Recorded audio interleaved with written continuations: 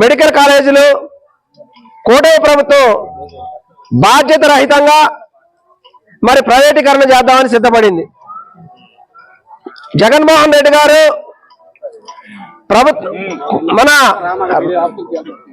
భారతదేశంలో మన ప్రధానమంత్రి దగ్గర నుంచి 17 మెడికల్ కాలేజీలు తీసుకొచ్చి అందులో 5 పూర్తి చేశారు, 2 ప్రారంభ దశలో ఉన్నాయి. ఇంకా 10 మెడికల్ కాలేజీలు ఉన్న సందర్భంలో కొన్ని ప్రారంభమయ్యి సగం వరకు వచ్చిన పరిస్థితి ఉంది. అలాంటి మెడికల్ కాలేజీల్ని కేవలం 800 కోట్ల రూపాయలు పెడితే మరి అవి పూర్తి అవుతాయి. రాష్ట్ర ప్రభుత్వం ఇప్పుడు ఉన్నటువంటి కూటమి ప్రభుత్వం దాన్ని ఎవరికో గుత్తేదారులకు ప్రైవేటీకరణ చేస్తే ఎవరికి లాభం కలుగుతుంది?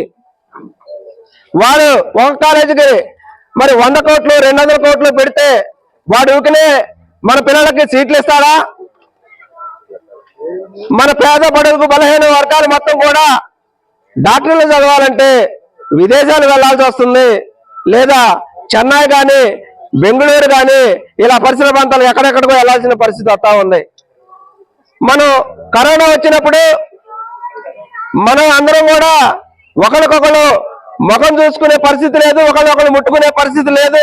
అలాంటి పరిస్థితుల్లో జగన్మోహన్ రెడ్డి గారు దగ్గరుండి ఇవన్నీ కూడా చూసి మనకంటూ ఒక కాలేజీలు ఏర్పాటు చేసి అదేవిధంగా సూపర్ స్పెషాలిటీ హాస్పిటల్ కూడా ఏర్పాటు చేస్తే మన రాష్ట్రానికి మేలు జరుగుతుందని ఈ యొక్క కార్యక్రమాన్ని ఆయన తలపెడితే కూటమి ప్రభుత్వం వచ్చిన కాడి నుంచి చేతగాక మరి ఇవన్నీ కూడా ప్రైవేటీకరణ చేయడానికి సిద్ధంగా అయ్యారు.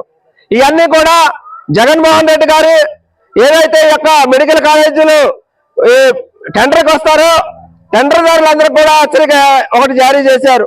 మళ్ళీ వైఎస్ఆర్సీపీ గవర్నమెంట్ అధికారంలోకి వస్తే ఇవన్నీ కూడా మీరు ఇప్పుడు పాడినా కానీ మళ్ళీ గవర్నమెంట్ లాక్కుంటుందని కూడా హెచ్చరిక జారీ చేశారు.